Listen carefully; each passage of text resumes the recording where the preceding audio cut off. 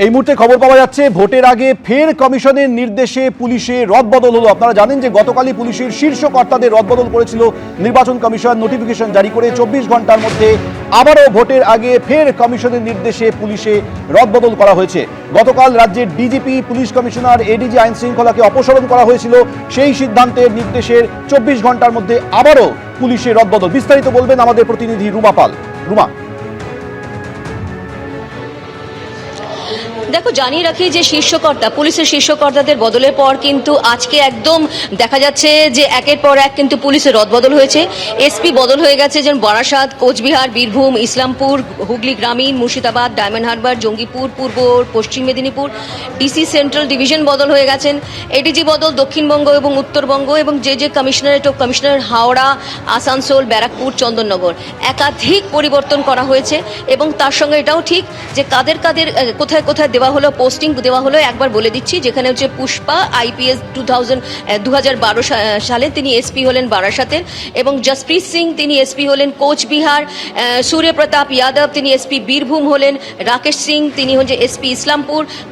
কুমার সানি রাজ তিনি SP Hooghly rural, এবং ঈশানী পাল তিনি এসপি ডায়মন্ড হারবার, এবং সচিন আইপিএস তিনি হলেন এসপি মুর্শিদাবাদ পিডি, এবং অলোকনন্দা ভাওয়াল তিনি এসপি হলেন বসিরহাট, এবং অনুপম সিং তিনি হলেন এসপি মালদা, এবং অংশুমান সাহা তিনি এসপি পূর্ব মেদিনীপুর। অন্যদিকে সুরিন্দর সিং তিনি এসপি জঙ্গিপুর, এবং পাপিয়া সুলতানা তিনি এসপি পশ্চিম মেদিনীপুর হলেন, এবং ইয়েলওয়ার শ্রীকান্ত যিনি হলেন তিনি ডিসি সেন্ট্রাল ডিভিশন কলকাতা করা হলো।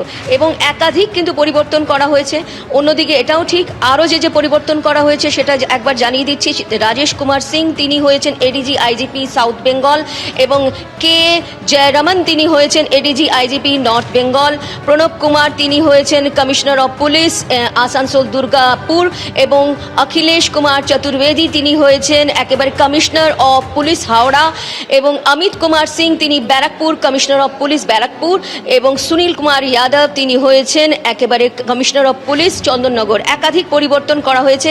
এবং দেখা যাচ্ছে যে এবার একটা নতুন বিষয় বলে রাখি যে নির্বাচন কমিশনে যেমন দেখা গেছে ভোটের নির্ঘণ্টের সঙ্গে সঙ্গে একদম রাত পোহাতেই মুখ্য সচিব এবং স্বরাষ্ট্র সচিব বদল, এবং তারপরেই কিন্তু একদম পুলিশের শীর্ষকর্তাদের বদল।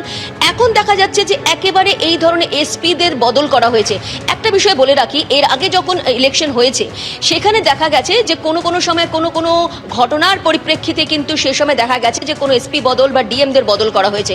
কিন্তু যেই ভোটের নির্ঘণ্ট প্রকাশের সঙ্গে সঙ্গে যেভাবে পুলিশের শীর্ষকর্তা, প্রশাসনের শীর্ষকর্তা এবং এসপি বদলের বিষয়টা সামনে আসছে, এবং এটা কিন্তু খুবই গুরুত্বপূর্ণ। কারণ মুখ্য নির্বাচন কমিশনার জ্ঞানেশ কুমার কিন্তু ইতিমধ্যে আবারও জানিয়েছেন যে কোনোভাবেই যে ফ্রি এবং একদম ফেয়ার ইলেকশন হবে, কোনোভাবে কোথাও হিংসা বরদাস্ত করা হবে না।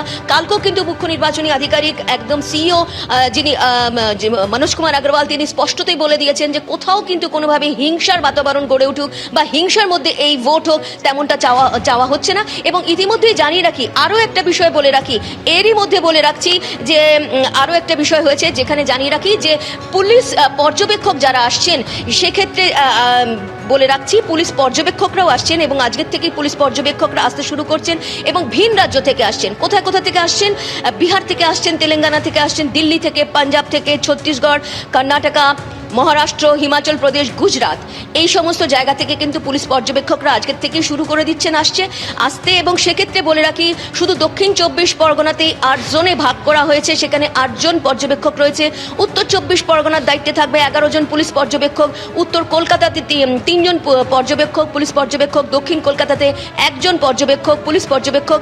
পূর্ব বর্ধমান 4, এবং বীরভূম 3 জন পুলিশ পর্যবেক্ষক। মুর্শিদাবাদ ও মালদায় 3 জন করে পুলিশ পর্যবেক্ষক। মোট 84 জন পুলিশ পর্যবেক্ষক কিন্তু আসছেন।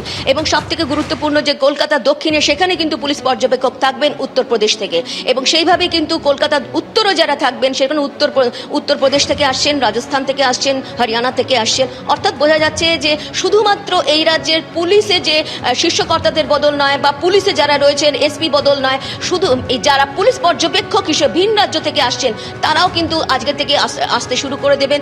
অর্থাৎ নির্বাচন কমিশন বলা যেতে পারে যেভাবে তারা বার্তা দিয়েছেন যে একেবারে হিংসা মুক্ত ভাবে এই ভোট হবে, কোনোভাবেই কোনো হিংসা বরদাস্ত করা যাবে না, সেই বার্তার অনুরূপই দেখা যাচ্ছে যে ভোটের নির্ঘণ্ট প্রকাশের সঙ্গে সঙ্গেই আসছে এই পুলিশ পর্যবেক্ষক। এবং অন্যদিকে দেখা যাচ্ছে যে পুলিশের শীর্ষকর্তাদের থেকে এবং এসপি বদল থেকে শুরু করে একদম পর পর ধাপে ধাপে প্রতিদিনই কিন্তু এই বিষয়টা সামনে আসছে। অন্যদিকে আরও একটা বিষয় বলে রাখি, সাধারণত পুলিশ পর্যবেক্ষক কখন আসে, যখন নমিনেশন শেষ তারিখ থাকে তার আগে থেকে আসতে শুরু করেন সাধারণ পর্যবেক্ষক, পুলিশ পর্যবেক্ষক, এক্সপেন্ডিচার পর্যবেক্ষকরা।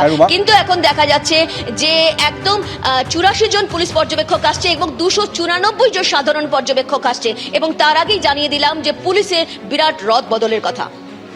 রুমা আমাদের সঙ্গে থাকো। এই পরিবর্তন নিয়ে সিইও মনোজ আগরওয়াল কি বলেছে শোনাবো আপনাকে। ঠিক আছে, এ তো ইসিআই এটা কাজ করছে, ইসিআই ফিডব্যাক দিচ্ছে। ইসিআই তো বলছে যে ফ্রি অ্যান্ড ফেয়ার ইলেকশন যেটা আছে একদম করাবে। সবই আইপিএস অফিসার আছেন, ওদের মধ্যেই হবে ট্রান্সফার। কর্মীদের মুক্তির দাবিতে গিরিশ পার্ক থানার সামনে বিজেপির বিক্ষোভ ঘিরে বাঁধল ধুন্ধুমার। গিরিশ পার্ক থানার গেট ভেঙে ভিতরে ঢুকে গেলেন বিজেপি কর্মীরা।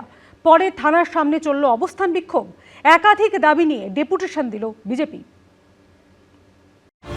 ব্যারিকেডের ওপরে উঠে স্লোগান, পুলিশের সঙ্গে ধস্তাধস্তি, শেষে ব্যারিকেড ভেঙে সোজা থানার ভেতরে।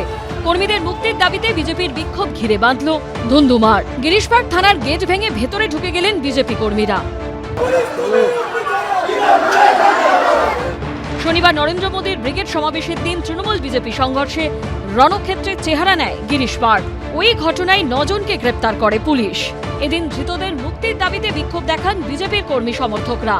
একই সঙ্গে হামলায় অভিযুক্ত তৃণমূল কর্মীদেরকেও গ্রেপ্তার করার দাবি জানান তারা। আমাদের মতো মিথ্যাচার করতেও পারবো না, আমরা সত্যি কথা বলতে চিৎকার করে মানুষের দরবারে এসেছি।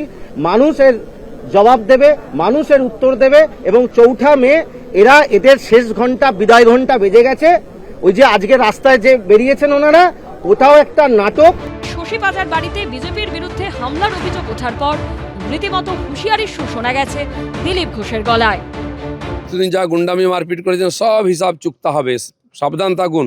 যদি শশীবাজার বাড়িতে অ্যাটাক হতে পারে, কালীঘাটেও অ্যাটাক হতে পারে, মদন মিত্রি বা চেতলার বাড়িতেও অ্যাটাক হতে পারে, আর এটা হবেও ভোটের আগে, জেনে রাখুন। আমি আজকে এখানে আসার আগে একটা ভিডিও দেখছিলাম, তাতে ওদের একজন নেতা বলছে কেন্দ্রীয় মন্ত্রীর রাজ্যের মন্ত্রী শশীবাজার বাড়ি আক্রান্ত হয়েছে, এরপর মমতা ব্যানার্জির বাড়ি আক্রান্ত হবে, কালীঘাট আক্রান্ত হবে, চারিদিকে গুন্ডা লেলিয়ে দেবো।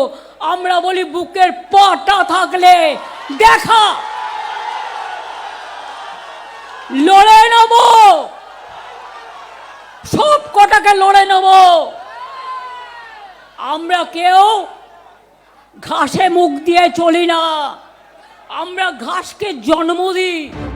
এদিন অভিযুক্ত তৃণমূল কর্মীদের গ্রেপ্তারি সহ একাধিক দাবিতে গিরিশ পার্ক থানায় ডেপুটেশন দেয় বিজেপি। অনির্বাণ বিশ্বাসের রিপোর্ট, এবিপি আনন্দ। এবিপি আনন্দ, এগিয়ে থাকে, এগিয়ে রাখে।